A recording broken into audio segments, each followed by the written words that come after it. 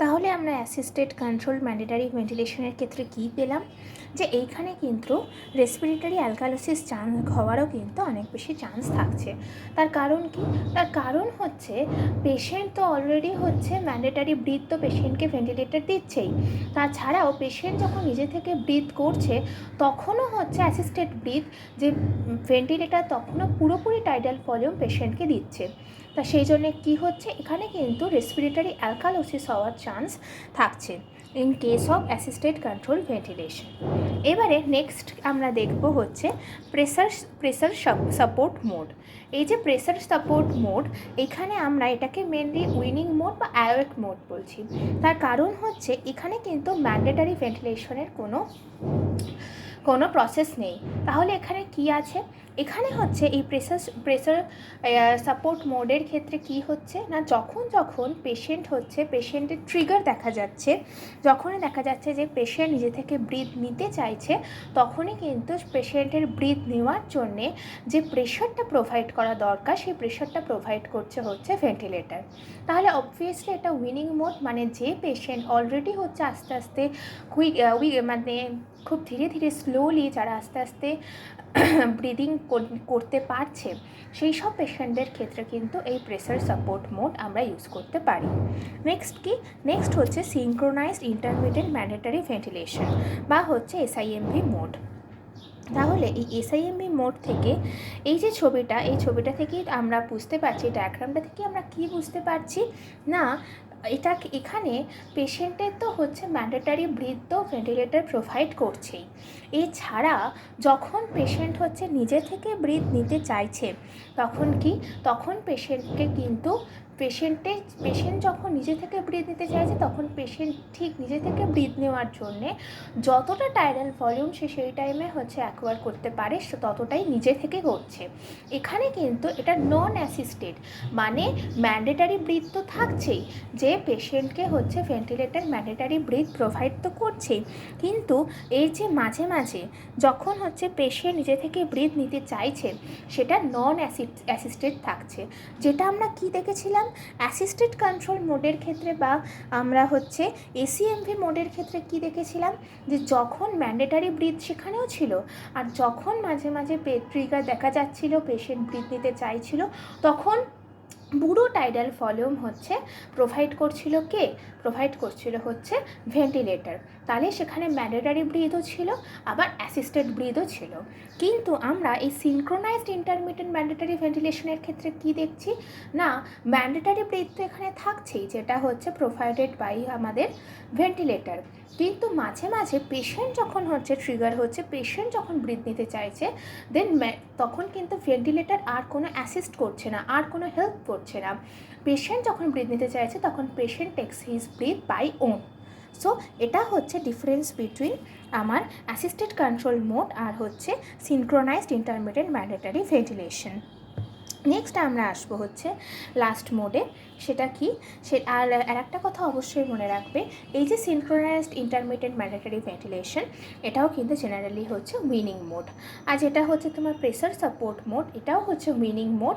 কিন্তু এই pressure support মোডের ক্ষেত্রে কিছু কমপ্লিকেশনসও দেখা যায়। সেগুলো কি, যেমন হচ্ছে হাইপোভেন্টিলেশন, কারণ হচ্ছে এখানে কোনো ম্যান্ডেটরি ব্রিথ থাকে না, পেশেন্ট যখন ব্রিথ নিতে চায়, যখন ট্রিগার হয় তখন হচ্ছে প্রেশারটা প্রোভাইড করে হচ্ছে আমাদের ভেন্টিলেটর। সো এখানে হচ্ছে হাইপোভেন্টিলেশন, সেখান থেকে respiratory acidosis can be the complication. আর রেসপিরেটরি অ্যালকালোসিস তাহলে কার ক্ষেত্রে কমপ্লিকেশন? রেসপিরেটরি অ্যালকালোসিস হচ্ছে আমার অ্যাসিস্টেড কন্ট্রোল মোডের ক্ষেত্রে কমপ্লিকেশন, আর রেসপিরেটরি অ্যাসিডোসিস আমার হচ্ছে প্রেসার সাপোর্ট মোডের ক্ষেত্রে complication. And also, if patient trigger is not absent, then death, cardiac arrest should be there. কারণটা কি, এর কজটা কি পিছনে? তার কারণ হচ্ছে এখানে কোনো ম্যান্ডেটরি ব্রিথ থাকছে না। এবার যদি পেশেন্ট হঠাৎ করে সাডেনলি পেশেন্টের যদি যে কন্ডিশান তার ডিটোরিয়েশন হয়, তাহলে কি হবে, পেশেন্টের নিজে থেকে সেই এফর্ট থাকবে না, নিজে থেকে কোনো ট্রিগার থাকবে না। আর এই মোডে কি হয় না, পেশেন্টের এফর্ট বা পেশেন্টের ট্রিগার থাকলে তখনই কিন্তু ভেন্টিলেটর অনলি হচ্ছে প্রেশার প্রোভাইড করে ব্রিথ নেওয়ার জন্য। এবার যদি পেশেন্টের কন্ডিশন ডিটোরিয়েট করে আর পেশেন্টের যদি কোনো ট্রিগার না থাকে, তাহলে ম্যান্ডেটারি ব্রিথও থাকছে না, আবার অ্যাসিস্টেড ব্রিথও থাকছে না, তাহলে কিন্তু it can lead to cardiac arrest and it can also lead to death. And lastly apnoea also occur because for the same reason. তাহলে লাস্ট মোড আমরা কি পড়বো? লাস্ট মোড আমরা পড়বো হচ্ছে synchronised intermittent mandatory ventilation plus হচ্ছে PCPSM mode. তাহলে এই দুটো জিনিসকে একসঙ্গে করে দেওয়া হচ্ছে। দুটো জিনিসকে একসঙ্গে করে দেওয়া এর অর্থটা কি না, এই সিনক্রোনাইজড ইন্টারমিটেন্ট ম্যান্ডেটারি ভেন্টিলেশন যেটা হচ্ছে তার সঙ্গে সেখানে কি হয় যে ম্যান্ডেটারি ব্রিথ তো থাকেই, তার মাঝখানে যদি কোনো সময় হয় যে পেশেন্ট হচ্ছে ব্রিথ নিতে চায়, তাহলে তখন কি হবে? তখন হচ্ছে patient can take his breath by own. কিন্তু যখন আমরা SIMV মোডের সঙ্গে প্রেসার সাপোর্ট মোডকে একসাথে করে দিই, তখন কি হবে না, মাঝখানে যখন পেশেন্ট নিজে থেকে ব্রিথ নিতে চাইবে বা যখন হচ্ছে সেখানে ট্রিগার দেখা যাবে, তখন কি হবে, সেই টাইমে the ventilator can provide pressure to the patient so that the patient can easily take breath. So এটা হচ্ছে আমার SIMV প্লাস PSM মোডের প্রসেস। নেক্সট এইগুলোই ছিল হচ্ছে আমরা যে পাঁচখানা এখন মোড দেখলাম ভেন্টিলেটারের, এটাই হচ্ছে মেন। আমি আরেকবার রিভাইজ করে দিচ্ছি। সেটা ফার্স্ট হচ্ছে আমার কন্ট্রোলড ম্যান্ডেটারি ভেন্টিলেশন। সেইখানে কি না, সেইখানে হচ্ছে শুধুই ম্যান্ডেটারি ভেন্টিলেশন, সেখানে পেশেন্টের এফর্ট হচ্ছে ভ্যালুলেস, যেটা পুরোপুরি টাইডাল ভলিউম, পুরোপুরি mandatory breath, that is only provided by ventilator. Next আমরা কি পড়েছি? নেক্সট আমরা পড়েছি হচ্ছে অ্যাসিস্টেড কন্ট্রোল মোড আর অ্যাসিস্টেড কন্ট্রোল ম্যান্ডেটারি ভেন্টিলেশন। সেখানে আমরা দেখেছি যে ম্যান্ডেটারি ভেন্টিলেশন তো থাকছেই, কিন্তু তার মাঝখানে যখন হচ্ছে পেশেন্টের ট্রিগার দেখা যাচ্ছে, পেশেন্ট ব্রিথ নিতে চাইছে, পেশেন্টের এফর্ট যখন দেখা যাচ্ছে, then the total tidal volume is provided by ventilator. So this is called mandatory breath is also there and assisted breath is also there. Next pressure support mode. Pressure support মোডের ক্ষেত্রে আমরা কি দেখলাম না, সেখানে কোনো ম্যান্ডেটারি ব্রিথ নেই। In between যখন পেশেন্ট হচ্ছে ব্রিথ নিতে চাইছে বা ট্রিগার যখন দেখা যাচ্ছে, the pressure which is provided by ventilator when patient tries to take breath, এটা হচ্ছে আমার প্রেশার সাপোর্ট মোড। আর SIMV মোডের ক্ষেত্রে আমরা কি দেখলাম, যেখানে ম্যান্ডেটারি ব্রিথ তো থাকছেই, ম্যান্ডেটারি ব্রিথের মাঝখানে যখন পেশেন্ট হচ্ছে ব্রিথ নেওয়ার চেষ্টা করছে, যখন ট্রিগার দেখা যাচ্ছে, then patient can only take breath by own, সেটা হচ্ছে নন অ্যাসিস্টেড ব্রিথ। SIMV মোডে কিন্তু কোনো অ্যাসিস্টেড ব্রিথ থাকছে না, মানে পেশেন্ট যখন ব্রিথ নিতে চায় তখন সে নিজে থেকেই নেবে, এছাড়া ম্যান্ডেটারি ভেন্টিলেশন থাকছে। নেক্সট আমরা দেখেছি SIMV প্লাস PSM মোড। এটা হচ্ছে ম্যান্ডেটারি ব্রিথ তো থাকবেই, which is totally provided by ventilator. তার মাঝখানে যখন পেশেন্টের ট্রিগার দেখা যাবে, when patient tries to take breath, then the pressure is provided by ventilator, that is called as SIMV plus PSM mode. Next this is the main thing in ventilator. এছাড়া আমরা আরও দুটো জিনিস, যেটা হচ্ছে ইম্পর্টেন্টলি হচ্ছে ICU সেটিংয়ে দেখে থাকি বা হচ্ছে এমার্জেন্সি সেটিংয়েও আমরা দেখি, সেটা হচ্ছে CPAP আর BiPAP। এই দুটো কি না, CPAP হচ্ছে আমার কন্টিনিউয়াস, এখানে হচ্ছে দুটো জিনিস মনে রাখতে হবে। CPAP-এর ক্ষেত্রে হচ্ছে কন্টিনিউয়াস পজিটিভ এয়ারওয়ে প্রেশার, আর BiPAP-এর ক্ষেত্রে হচ্ছে bi level positive airway pressure. এবার এই CPAP-টা কখন ইউজ হয়? CPAP-এর যে দেখো কথাটার মধ্যে, CPAP-এর কন্টিনিউয়াস কথাটার মধ্যে কিন্তু মিনিং আছে। সেটা কি না, এর ক্ষেত্রে ইন্সপিরেটরি প্লাস এক্সপিরেটরি প্রেশার দুটোই কিন্তু হচ্ছে সেম হচ্ছে CPAP মোডের ক্ষেত্রে। আর BiPAP-এ হচ্ছে বাই লেভেল প্রেশার। এবার বাই লেভেলের ক্ষেত্রে কি হচ্ছে, এখানে inspiratory pressure is greater than the expiratory pressure. যেমন অ্যাজ অ্যান এক্সাম্পল আমি যদি ধরে নিই যে BiPAP-এর ক্ষেত্রে ইন্সপিরেটরি প্রেশারটা হচ্ছে 15 সেন্টিমিটার অফ H2O, তাহলে আমাদের বুঝতে হবে যে এখানে এক্সপিরেটরি প্রেশারটা হবে 5 সেন্টিমিটার অফ H2O। সেই জন্যই এটা হচ্ছে bi level positive airway pressure. আর অবশ্যই এই CPAP আর BiPAP এই দুটো হচ্ছে নন ইনভ্যাসিভ, মানে আমরা আগে যে 5খানা মোড পড়েছি সবকটাই কিন্তু ইনভ্যাসিভ, মানে হচ্ছে তোমাকে এন্ডোট্রাকিয়াল ইনটিউবেশন করতে হবে, তারপরে হচ্ছে পেশেন্টকে তুমি সেই ইটি টিউবের সঙ্গে পেশেন্টকে কানেক্ট করবে ভেন্টিলেটার মেশিনের সঙ্গে। কিন্তু এই দুটো প্রসেস, একটা হচ্ছে সিপ্যাপ, একটা হচ্ছে বাইপ্যাপ, এই দুটো হচ্ছে নন ইনভ্যাসিভ, মানে এই দুটোর ক্ষেত্রে পেশেন্টকে কিন্তু তোমাকে ইনটিউবেট করতে হবে না। এবারে এই সিপ্যাপের ক্ষেত্রে ইন্ডিকেশন কি? Obstructive sleep apnoea. এই যেখানে আমরা দেখতে পাবো যে কোনো পেশেন্টের যদি অবস্ট্রাকটিভ স্লিপ অ্যাপনিয়া হয় তাহলে সেক্ষেত্রে কিন্তু আমরা পেশেন্টকে সিপ্যাপ মোডে দিতে পারি। আর এখানে কন্ট্রাইন্ডিকেশন কি, মানে কোন ক্ষেত্রে আমরা ইউজ করব না, একটা হচ্ছে আনকনশিয়াস পেশেন্টের ক্ষেত্রে, আর একটা যদি কোনো পেশেন্টের খুব র্যাপিড ভমিটিং হয়। তাহলে কি, যদি কোনো পেশেন্টের র্যাপিড ভমিটিং হয়, তোমরা জানো এই যে সিপ্যাপ যেটা আমরা ইউজ করি সেই মেশিনের যে মাস্কটা সেটা হচ্ছে খুব টাইটলি পেশেন্টের ফেসের সঙ্গে হচ্ছে অ্যাটাচ করা থাকে।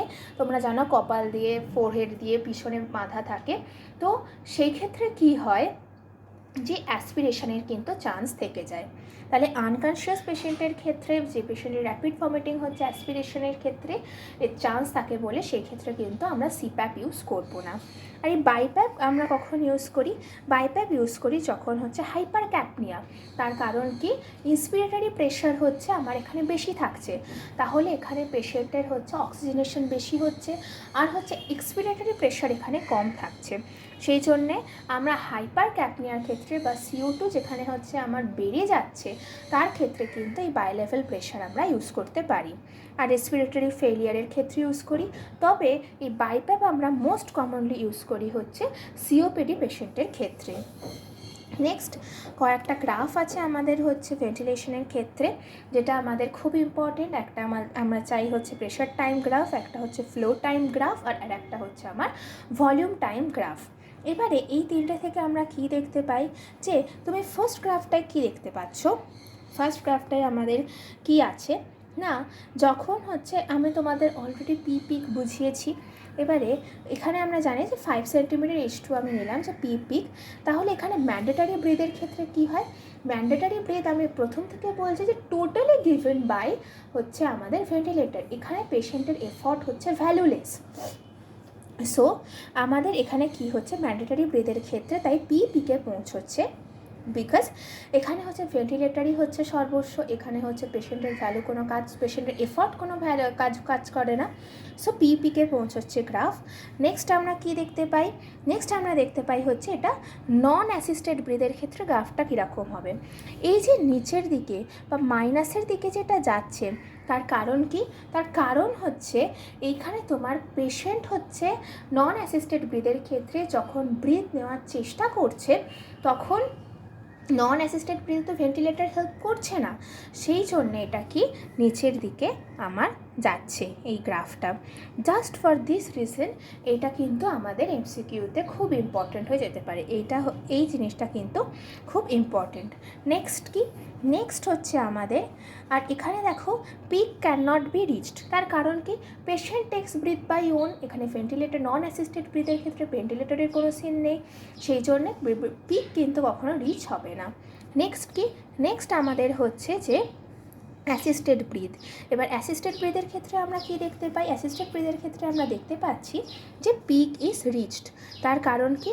অ্যাসিস্টেড ব্রিথের ক্ষেত্রে ventilator helps in it, when trigger is there ventilator helps the patient to take breath, সেই জন্যে অবভিয়াসলি আমার হচ্ছে পিক রিচড হচ্ছে। নেক্সট কি? নেক্সট আমার হচ্ছে flow time graph. Flow time গ্রাফের ক্ষেত্রে আমরা কি দেখতে পাচ্ছি না, উপরেরটা হচ্ছে আমার ইন্সপিরেশন আর নিচেরটা হচ্ছে আমার এক্সপিরেশন। সো আমার হচ্ছে ইন্সপিরেশনের টাইমে যেই রকম তোমার যাচ্ছে, আবার এক্সপিরেশনে এটা তো খুবই সোজা, এটা তো জাস্ট হচ্ছে ফ্লোয়ের ওপর ডিপেন্ড করে আমার এটা হচ্ছে যেটা তোমার ইন্সপিরেশনের টাইমে আর ফ্লো, আর হচ্ছে এটা তোমার হচ্ছে যেটা এক্সপিরেশনের টাইম, এটা ইন্সপিরেশনের টাইম, এটা হচ্ছে এক্সপিরেশনের টাইম, এটা তোমার ডিনোট করছে টাইম, এটা তোমার ডিনোট করছে ফ্লো। জাস্ট ডিপেন্ডিং আপন flow this graph is made, inspiration and expiration. Next volume time graph.